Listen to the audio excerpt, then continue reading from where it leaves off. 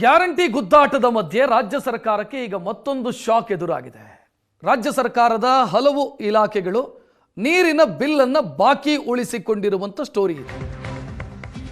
ನೀರಿನ ಬಿಲ್ ಅನ್ನು ಕೋಟಿಗಟ್ಟಲೆ ಬಾಕಿ ಉಳಿಸಿಕೊಂಡಿದ್ದಾವೆ ಇಲಾಖೆಗಳು. ಕಾವೇರಿ ನೀರಿನ ಬಿಲ್ ಕಟ್ಟಲಾಗದೆ ಇಲಾಖೆಗಳು ತತ್ತರಿಸಿದ್ದಾವೆ. ಬಾಕಿ ಬಿಲ್ ಕಟ್ಟದ ಇಲಾಖೆಗಳಿಗೆ ಜಲಮಂಡಳಿ ದಂಡಾಸ್ತ್ರವನ್ನು ಪ್ರಯೋಗಿಸುವುದಕ್ಕೆ ಮುಂದಾಗಿದೆ. ಜನರಿಗೆ ಪಾಠ ಮಾಡುವಂತ ಜಿಬಿಎ ಕೋಟಿ ಕೋಟಿ ಹಣ ಬಾಕಿ ಇಟ್ಕೊಂಡಿದೆ. ಪೊಲೀಸ್ ಇಲಾಖೆ ಬಾಕಿ ಇಟ್ಕೊಂಡಿದೆ, ಆರೋಗ್ಯ ಇಲಾಖೆ ಬಾಕಿ ಇಟ್ಕೊಂಡಿದೆ, ಇನ್ನು ಕೆಲ ಕೇಂದ್ರ ಸರ್ಕಾರದ ಇಲಾಖೆಗಳು ಕೂಡ ನೀರಿನ ಬಿಲ್ ಅನ್ನು ಬಾಕಿ ಇಟ್ಕೊಂಡಿದೆ. BWSSBಯ ಮಾಹಿತಿ ಪ್ರಕಾರ 750 ಕೋಟಿ ರೂಪಾಯಿ ಬಾಕಿ ಇದೆ. ಸಾಮಾನ್ಯ ಜನ ಯಾರಾದರೂ ನೀರಿನ ಬಿಲ್ ಅನ್ನು ಬಾಕಿ ಮಾಡಿ ಇಟ್ಕೊಂಡ್ರೆ ಇಮಿಡಿಯೇಟ್ ಅವರ ಕನೆಕ್ಷನ್ ಕಟ್ ಆಗುತ್ತೆ.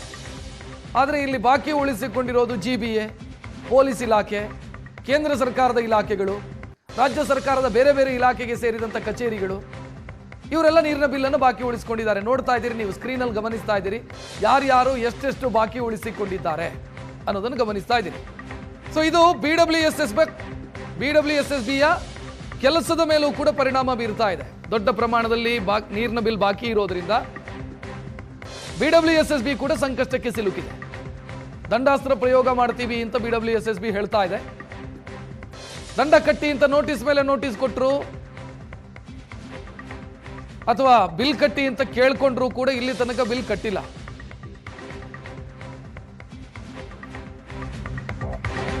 ಇನ್ನು ಬೆಂಗಳೂರಿನ ಟ್ರಾಫಿಕ್ ಪೊಲೀಸರು ಆಯಾ ಕಾಲದಲ್ಲೂ ಒಂದೊಂದು ನಿರ್ಧಾರವನ್ನು ತೆಗೆದುಕೊಳ್ತಾರೆ. ಅಂದ್ರೆ 50% of, one time settlement. BWSSB ಕೂಡ ಅದೇ ರೀತಿ ಮಾಡ್ತಾ ಇದೆ. ಒನ್ ಟೈಮ್ ಸೆಟಲ್ಮೆಂಟ್ ವಿನಾಯಿತಿ ಕೊಡೋದು, ಜನವರಿಯಿಂದ ಜಾರಿ. ಹಳೆ ಬಾಕಿಯನ್ನು ತೀರಿಸೋದಕ್ಕೆ ಜಲಮಂಡಳಿ ಈ ಅವಕಾಶವನ್ನು ಕೊಡ್ತಾ ಇದೆ. ಜನವರಿಯಿಂದ 3 ತಿಂಗಳ ಅವಧಿಯನ್ನು ಜಲಮಂಡಳಿ ಕೊಡ್ತಾ ಇದೆ. ಒನ್ ಟೈಮ್ ಸೆಟಲ್ಮೆಂಟು ಅಂತ ಅಂದ್ರೆ ಹಳೆಯ ಬಿಲ್ ಅನ್ನು ಪಾವತಿ ಮಾಡೋದಕ್ಕೆ ವಿನಾಯಿತಿ ಕೊಡುವಂತ ವ್ಯವಸ್ಥೆ.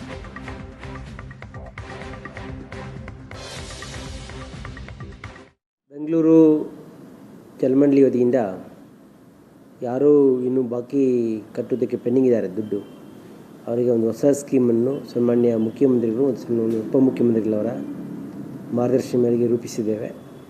ಇದು ಒನ್ ಟೈಮ್ ಸೆಟಲ್ಮೆಂಟ್ ಸ್ಕೀಮ್ ಅಂತ ಕರಿತಾ ಇದ್ದೀವಿ. ಇದರ ಅಡಿಯಲ್ಲಿ ಈಗಾಗಲೇ ಹಲವಾರು ವರ್ಷಗಳಾಗಿ ಏನು ದುಡ್ಡು ಜಲಮಂಡಳಿಗೆ ಕಟ್ಟಬೇಕಾಗಿರೋ ಬಾಕಿ ಇರುವವರು ಅಸಲು ಮಾತ್ರ ಕಟ್ಟಿದರೆ ಸಾಕು, ಅದಕ್ಕೆ ಸಂಬಂಧಪಟ್ಟಂಥ ಇಂಟ್ರೆಸ್ಟು ಮತ್ತು ಪೆನಾಲ್ಟಿಯನ್ನು ಒಂದೇ ಸರಿ ಅವರಿಗೆ ವೈವ್ ಆಫ್ ಮಾಡ್ತೀವಿ. ಅಂದರೆ ಕಟ್ಟಬೇಕಾಗಿಲ್ಲ, ಮನ್ನಾ ಮಾಡ್ತೀವಿ. ಹಾಗಾಗಿ ಈ ಒಂದು 3 ತಿಂಗಳ ಕಾಲ, ಜನವರಿ 1ನೇ ತಾರೀಕಿಂದ ಮಾರ್ಚ್ 31ನೇ ತಾರೀಕುವರೆಗೆ ಈ ಒಂದು ಒನ್ ಟೈಮ್ ಸೆಟಲ್ಮೆಂಟ್ ಸ್ಕೀಮ್ ಜಾರಿಯಲ್ಲಿರ್ತದೆ. ಈ 3 ತಿಂಗಳ ಕಾಲ ಇದು ಒಂದು ಜಾರಿಯಲ್ಲಿ ಆದಮೇಲೆ ಯಾರು ಹಣ ಕಟ್ಟೋದು ಪೆಂಡಿಂಗ್ ಇದೆ ಆದಮೇಲೆ ಗಂಭೀರವಾಗಿ ಕ್ರಮ. ಹೆಚ್ಚಿನ ಡೀಟೇಲ್ ಇಡೋದಕ್ಕೆ ನಮ್ಮ ಪ್ರತಿನಿಧಿ ಮಮತಾ ನೇರ ಸಂಪರ್ಕದಲ್ಲಿ. ಮಮತಾ, ನೋಡ್ತಾ ಇದ್ದೀವಿ ಯಾವ ಇಲಾಖೆಗಳು ಎಷ್ಟೆಷ್ಟು ಪೆಂಡಿಂಗ್ ಇಟ್ಟಿದ್ದಾವೆ ಅಂತ. ಈ ಮಧ್ಯೆ ಒನ್ ಟೈಮ್ ಸೆಟಲ್ಮೆಂಟು ಅಂತ ಹೇಳ್ತಿದ್ದಾರೆ. ದಂಡ ಕಟ್ಟಬೇಡಿ ಮತ್ತು ಬಡ್ಡಿ ಕಟ್ಟಬೇಡಿ, ಒನ್ ಟೈಮಲ್ಲಿ ನೀವು ಕಟ್ಟೋದಕ್ಕೆ ಅವಕಾಶ ಇದೆ ಅಂತ. ಕಟ್ಟೋದಕ್ಕೆ ಮನಸ್ಸಿದ್ದವರು ಇಷ್ಟು ದಿನ ಕಾಯ್ತಾರ? ಈಗ ಈ ಬಾಕಿ ಉಳಿದಂಥ ಇಲಾಖೆಗಳು, ಸಾಮಾನ್ಯ ಜನ ಏನೋ ಅದನ್ನು ಬಳಸಿಕೊಳ್ಳಬಹುದು, ಇವ್ರು ಕಟ್ತಾರೆ ಅಂತ ಅನ್ಸುತ್ತಾ ನಿಮಗೆ?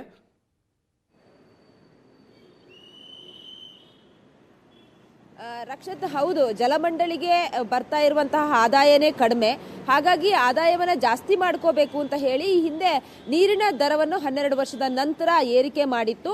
ಆದರೆ ಈಗ ಬರ್ತಾ ಇರುವಂತಹ ಆದಾಯದಲ್ಲೂ ಕೂಡ ಅಲ್ಲಿಂದ ಅಲ್ಲಿಗೆ ಸರಿದೂಗಿಸ್ಕೊಳ್ಳೋದಕ್ಕೂ ಕೂಡ ಆಗ್ತಾ ಇಲ್ಲ. ಆದರೆ ಅದರ ಮಧ್ಯೆ ಕೇಂದ್ರ ಮತ್ತು ರಾಜ್ಯ ಸರ್ಕಾರದ ಹಲವಾರು ಸಂಸ್ಥೆಗಳು ನೀರಿನ ಬಿಲ್ಲನ್ನು ಕಟ್ಟಿಲ್ಲ.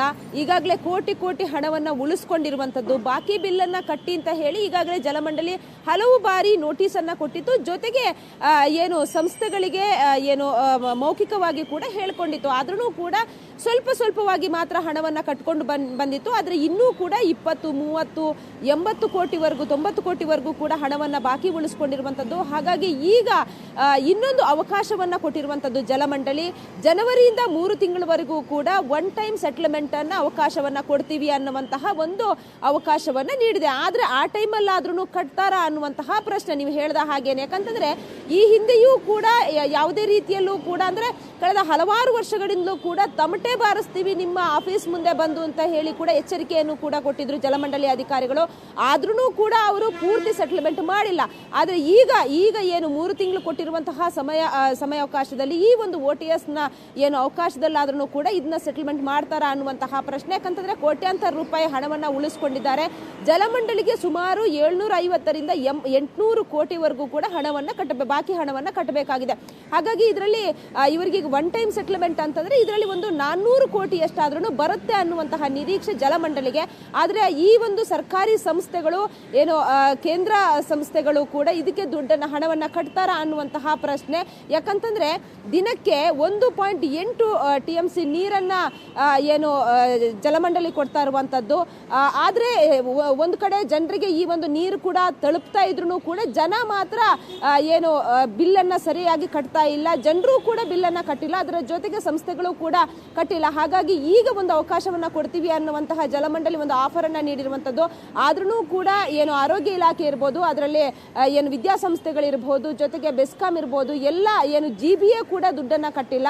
ಹಾಗಾಗಿ ಈ ಒಂದು 3 ತಿಂಗಳ ಸಮಯಾವಕಾಶದಲ್ಲೂ ಕೂಡ ಆದ್ರೂ ಕಟ್ತಾರಾ ಅನ್ನುವಂತಹ ನಿರೀಕ್ಷೆ ಕೂಡ ಜಲಮಂಡಳಿಗೆ ಇರುವಂತದ್ದು. ಕಟ್ತಾರಾ ಅನ್ನುವಂತಹ ಪ್ರಶ್ನೆ ನಮಗೂ ಕೂಡ ಇರುವಂತದ್ದು. ಕಟ್ಟಿದ್ರೆ ಎಲ್ಲೋ ಒಂದು ಕಡೆ ಜಲಮಂಡಳಿಗೆ ಆದಾಯ ಬರುತ್ತೆ. ಯಾಕಂತಂದ್ರೆ ಜಲಮಂಡಳಿಗೆ ಆದಾಯ ಇರುವಂತದ್ದೇ ಕೇವಲ 130 ಕೋಟಿ ಅಷ್ಟೇ ಆದಾಯ ಇದ್ದಿದ್ದು. ಈಗ ಏನು ದರ ಏರಿಕೆ ಬಳಿಕ 185 ಕೋಟಿ ಆದಾಯ ಬರುತ್ತೆ. ಇದರಲ್ಲಿ ಎಲ್ಲವನ್ನೂ ಕೂಡ ಅಂದ್ರೆ ಇಡೀ ಜಲಮಂಡಳಿ ನಿಗಮ ಏನಿದೆ ಅದನ್ನ ನಡೆಸ್ಕೊಂಡು ಹೋಗುವಂತದ್ದು ಕೂಡ ಅದೇ ದುಡ್ಡಲ್ಲಿ. ಅದರ ದುಡ್ಡು ಬಂದ್ರೆ ಈಗ ಬಾಕಿ ಹಣವನ್ನ ಕಟ್ಟಿದ್ರೆ ನಿಜಕ್ಕೂ ಜಲಮಂಡಳಿ ಅಲ್ಲಿಂದಲ್ಲಿಗೆ ತಮ್ಮ ಏನು ಸಂಸ್ಥೆಯನ್ನ ಉಳಿಸ್ಕೊಂಡು ಹೋಗ್ಬೋದು ಅನ್ನುವಂಥದ್ದು ಈಗಾಗಲೇ ಜಲಮಂಡಳಿ ಅಧಿಕಾರಿಗಳು ಕೂಡ ಹೇಳ್ತಾ ಇರುವಂತದ್ದು. ರಕ್ಷತ್, ಥ್ಯಾಂಕ್ ಯು ಮಮತಾ ಮಾಹಿತಿಗೆ.